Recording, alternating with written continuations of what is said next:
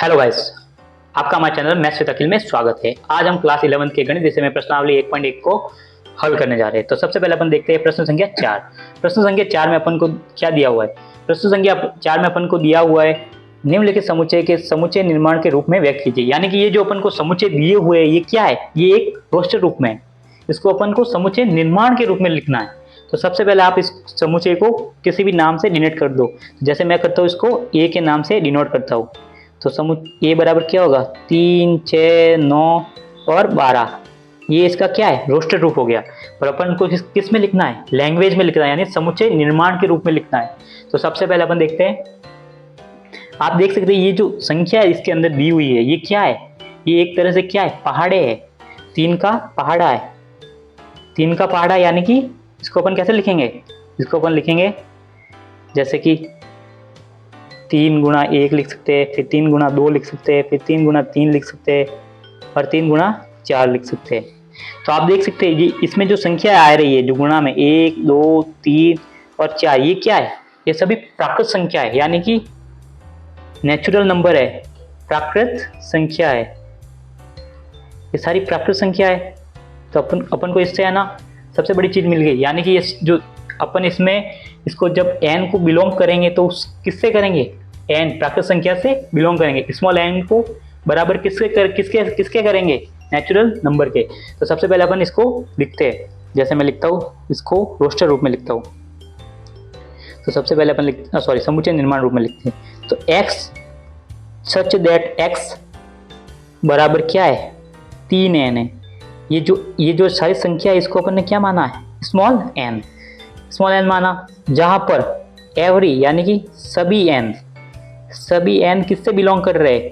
Natural number यानी प्राकृत संख्या से बिलोंग कर रहे हैं।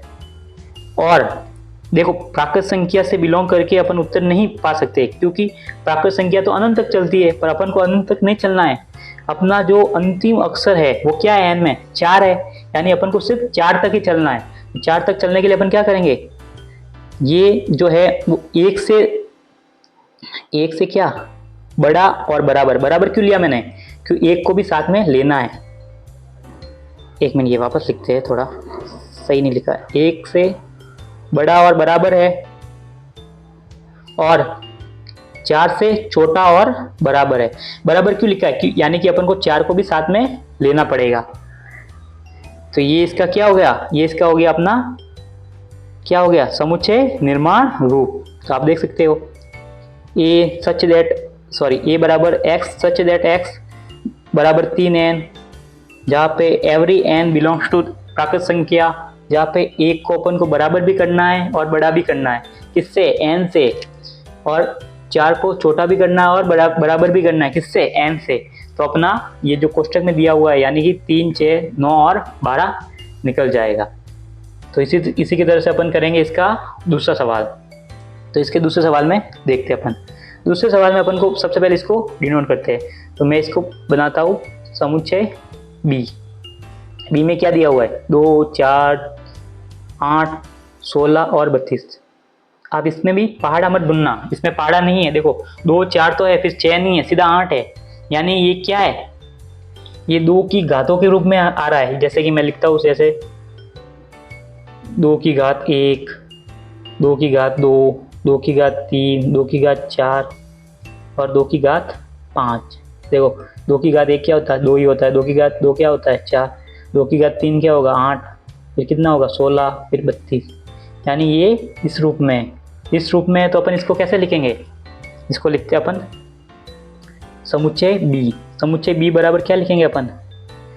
देखो x सच दैट x, जहाँ पे ये किसके बराबर है? 2 की घात n के बराबर है। क्योंकि देखो ये जो n है ये क्या है? ये भी क्या है? प्राकृत संख्या ही तो है। 1, 2, 3, 4 और 5 तक ही लेना अपन को। 5 से ज़्यादा नहीं लेंगे। 5 से ज़्यादा क्यों नहीं लेंगे? क्योंकि अपन को सिर्फ 32 तक ही जाना है। फिर देखो इसको थोड़ा सही कर देता हूँ मैं।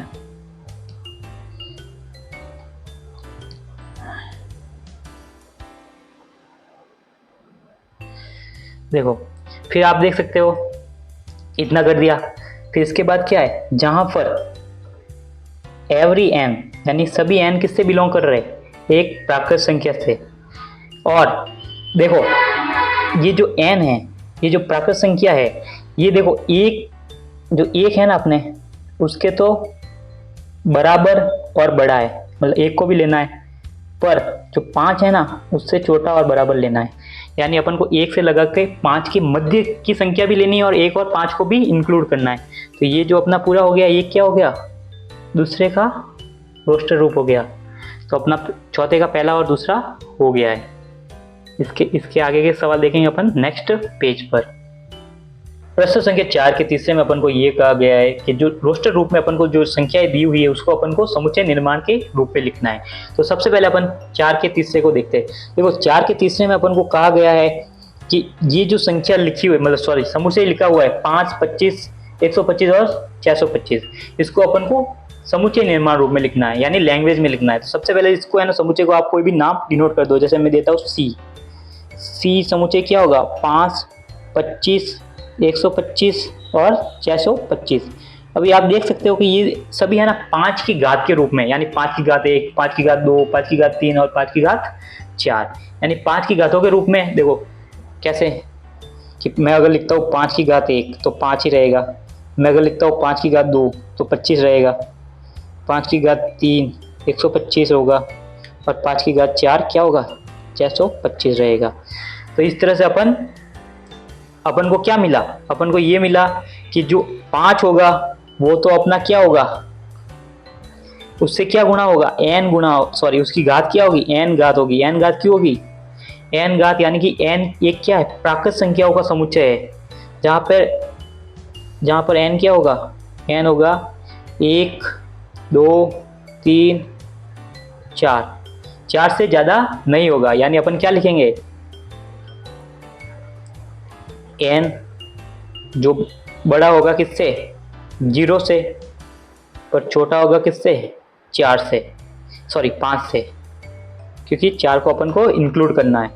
या फिर इसको ऐसे भी लिख सकते हैं, इसको अपन ऐसे लिख सकते हैं, n एक से बड़ा और 1 के बराबर और 4 से छोटा और 4 के बराबर, इनसे अपन इसका रोस्टर रूप लिखेंगे। तो इसका रोस्टर रूप क्या होगा, अभी आप देखेंगे। इसका रोस्टर रूप होगा अपने लिए c बराबर x सच दैट x, जहाँ पर 5 की घात n के रूप में लिखेंगे इसको, जहाँ पे n belongs to natural number, यानी कि प्राकृत संख्या से बिलोंग करेगा। और ये क्या होगा, 1 से बड़ा और 1 के बराबर होगा n, और 4 से बराबर और 4 से बड़ा भी, सॉरी 4 से छोटा और 4 के बराबर भी होगा। एक तरीका तो ये होगा लिखने का, और एक तरीका इसको लेके भी अपन लिख सकते हैं। इसी तरह से अपन इसका करेंगे चौथा सवाल, चौथे के चौथे सवाल में अपन को ये कहा गया है कि 2, 4, 6। तो सबसे पहले इसको भी नोट करो आप, डी मान लो, डी माना मैंने, 2, 4 और 6। फिर ये देखो अनंत तक जा रहा है। तो आप सब देख सकते हो कि ये सब क्या है, ये एक तरह से एक सम संख्या है, यानी सम संख्याओं की अनंत तक गिनती लिखी हुई है। तो सम संख्याओं की सीरीज है, तो सम संख्याओं की सीरीज के लिए अपन क्या करेंगे, अपन सिंपल लिखेंगे बी सम संख्याओं का समुच्चय है।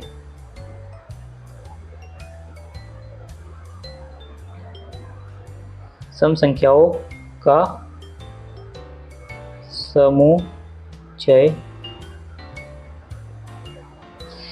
तो ये हो गया अपना डी। देखो मैं इसको वापस सही कर देता हूँ।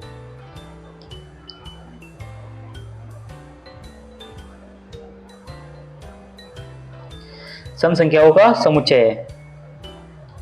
चौथे के पांचवे में अपन को कहा गया है कि समुच्चय 1, 4, 9 और ये चल रहा है 100 तक। इसको अपन को रोस्टर रूप में लिखना है। तो सबसे पहले इसको डिनोट करेंगे, तो इसको डिनोट करते हैं अपन ई से डिनोट कर दिया, 1, 4, 9 और ये आगे चल रहा है 100 तक।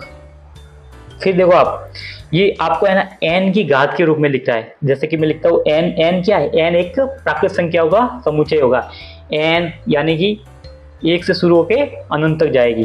तो सबसे पहले अपन को देखना है n की घात 1, जहाँ पर n क्या है अपना, n की घात 2 लिखते हैं, 1 नहीं लिखा जाएगा, n की घात 2 का मतलब 1 की घात 1 ही होगा, फिर 2 की घात 2 क्या होगा, 4 होगा।